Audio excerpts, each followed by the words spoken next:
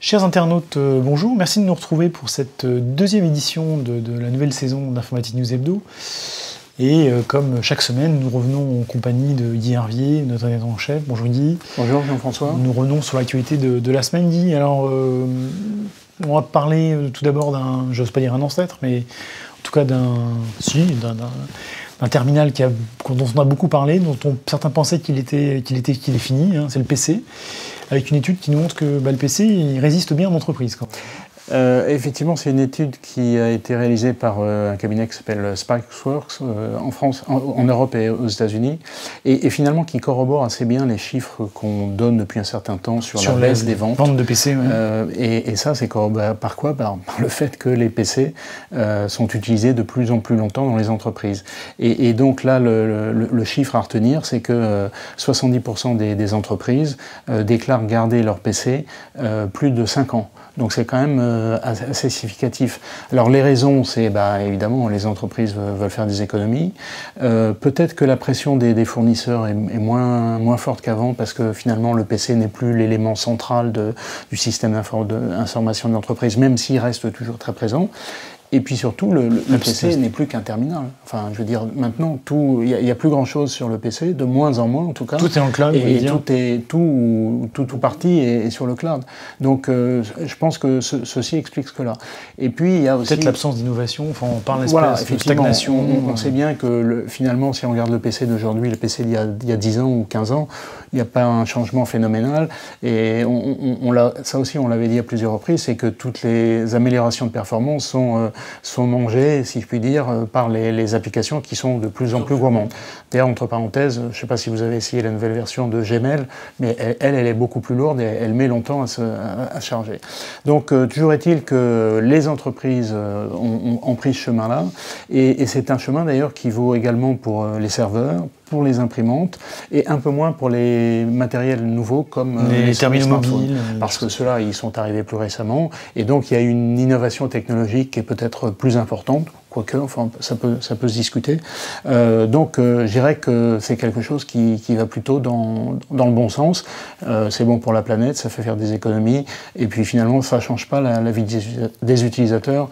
Donc, finalement, c'est une tendance qu'on trouvera plutôt positive. Peut-être un peu moins pour les vendeurs de PC quand même. Peut-être un peu moins pour les vendeurs de PC, mais ils n'ont qu'à vendre autre chose ou alors apporter des innovations plus intéressantes. Mais bon, en tout cas, c'est une tendance qui est très nette. Alors, deuxième sujet, Guy, vous avez parlé de Gmail dans votre courte introduction sur le marché des PC.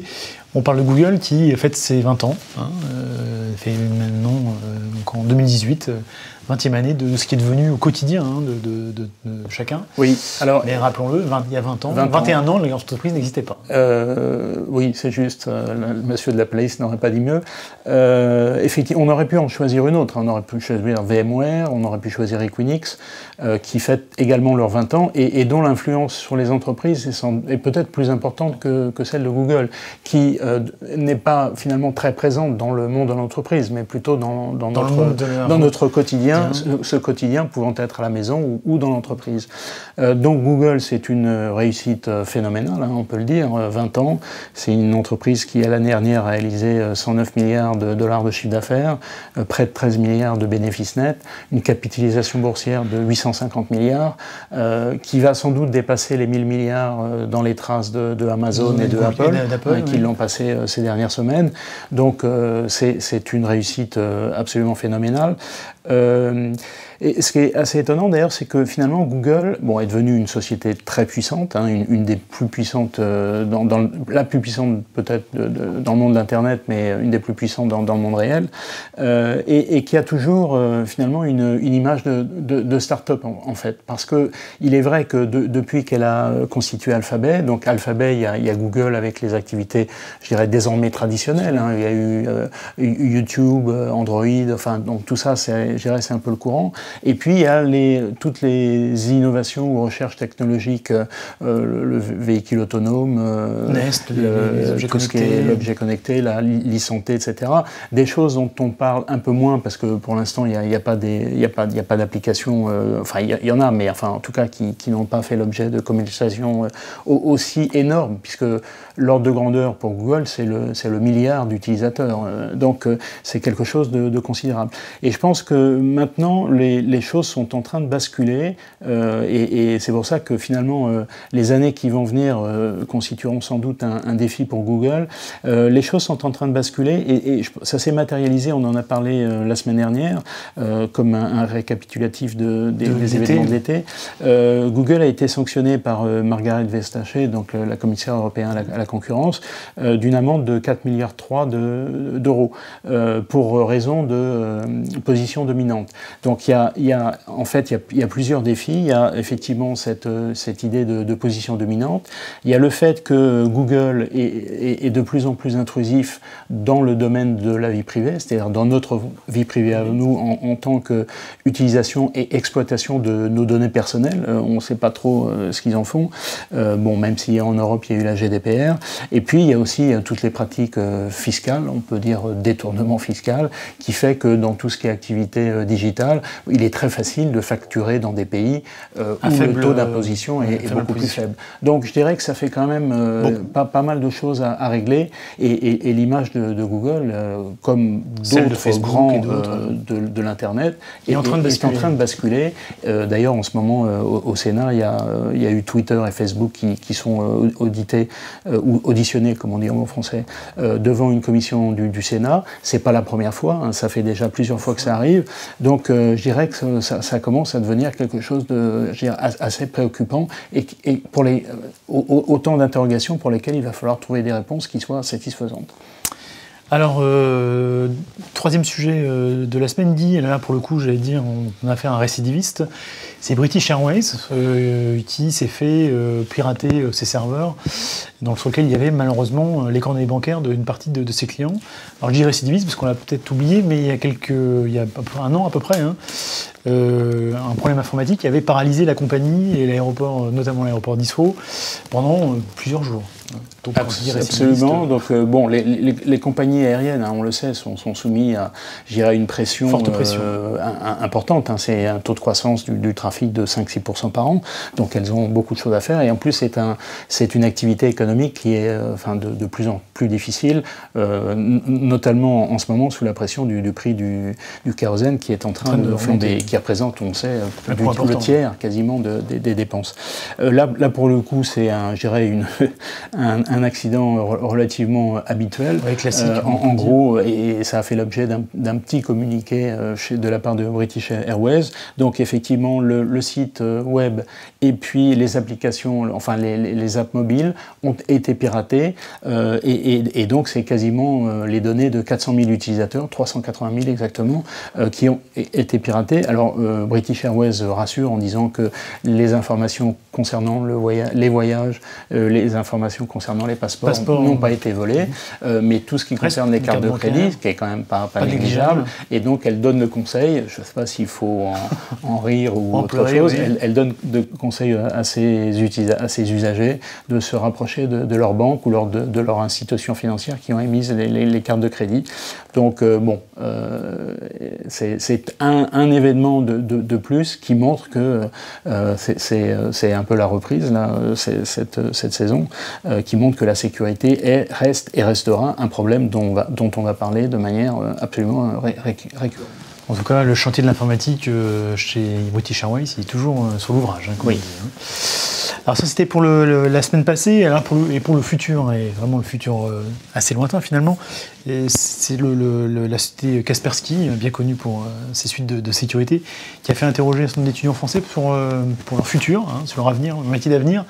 Et surprise, il y a un certain nombre d'entre eux ont du mal à imaginer quel sera leur futur métier. Alors, surprise, je pense que vous le dites de manière un petit peu amusée. Effectivement, on le sait, mais cette enquête le confirme. Un étudiant sur deux, alors c'est une enquête européenne, donc en France et dans d'autres pays, un étudiant français sur deux considère qu'il est en train de se former pour des métiers qui n'existent pas encore.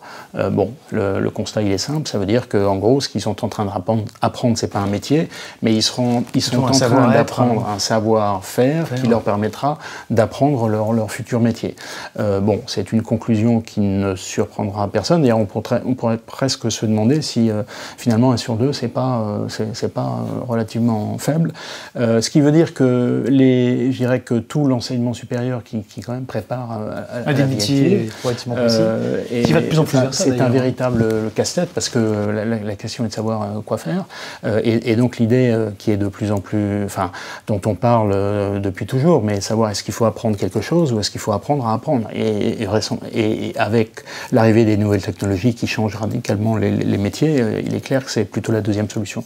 Alors il y a des métiers, par exemple, alors il y a tout un tas de métiers qui sont avancés, comme architecte en réalité augmentée, donc on a un petit peu de mal à augmenter, ou designer en vêtements 3D, ou designer en domotique, donc c'est des choses effectivement un peu nouvelles, mais finalement qui correspondent à des problématiques qu'on connaît bien et que je dirais des informaticiens formés sur ces différents secteurs économiques ou activités pour lesquels pourront appréhender. Oui, absolument. Et puis, il y a des métiers, par exemple, comme téléchirurgien. Cela, c'est l'intrusion de la technologie qui fait que le métier de chirurgien va se transformer. Mais ce qui est clair, c'est que c'est le chirurgien qui va être un téléchirurgien. C'est pas un marchand de glace, donc c'est clair. Et donc, effectivement, les chirurgiens devront apprendre, et ça se fait déjà. L'utilisation de cette nouvelle technologie. Parmi les autres, les professions à venir, il y avait l'interaction entre le robot et l'humain. Donc c'est un peu l'interface homme-machine revisitée. Donc bon, une étude intéressante qui pose une problématique qui est connue mais qui ne fait que la confirmer. Très bien. Bah, écoutez, Guy, ça c'était pour la semaine passée et les semaines à venir. On finit par un coup de cœur, coup de gueule, en tout cas un constat. On a parlé des problèmes d'image de Google. On a déjà largement parlé des problèmes d'image des problèmes de Facebook. Et visiblement, le vent est en train de tourner en tout cas aux USA, puisqu'on constate sur une étude un organisme dont vous allez me préciser le nom, une baisse du nombre d'installations sur les smartphones au niveau des Américains. Alors c'est le Pew Research Center, qui est un institut très sérieux, qui fait des études plutôt dans le domaine politique, mais aussi, je dirais, des études de société, et qui montre que un quart des Américains, alors bon, c'est un institut américain, donc ça concerne les Américains, mais on peut penser que c'est aussi vrai dans d'autres pays, un quart des Américains ont fermé leur compte Facebook sur leur mobile.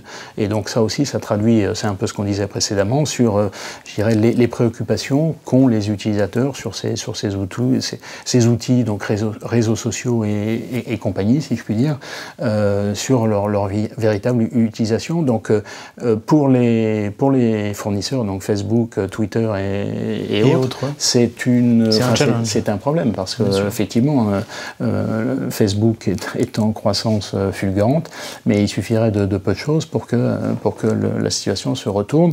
Et en particulier, on vient de le dire, Facebook là est auditionné devant le Sénat américain. Il suffirait que le législateur change le statut, modifie le statut de ces entreprises qui pour l'instant ne sont que des supports, des hébergeurs, les transforme en éditeur, par exemple, en éditeur ou média. Et là, les choses seraient absolument changées radicalement. Et l'intelligence artificielle dont on parle déjà, qui permettrait effectivement, si on parle de Facebook, 2 milliards d'utilisateurs, comment faire pour contrôler 2 milliards de comptes? C'est impossible. L'intelligence artificielle n'est pas encore prête à faire ce genre de choses, donc un véritable défi, et on aura certainement l'occasion d'en reparler. Très bien, Guy, merci pour cette analyse, cette synthèse. Dans quelques minutes, je vous propose à nos lecteurs de vous retrouver, Guy, en compagnie de Nicolas Secati, qui est le PDG d'IBM France et qui inaugurera cette nouvelle saison d'invités IT de la semaine pour faire le point sur l'activité d'IBM en France. Activité évidemment assez riche. En attendant, je souhaite à toutes et à tous une excellente semaine et je vous retrouve pour vous retrouver la semaine prochaine pour une nouvelle édition d'Informatique News Hebdo. A très bientôt, merci.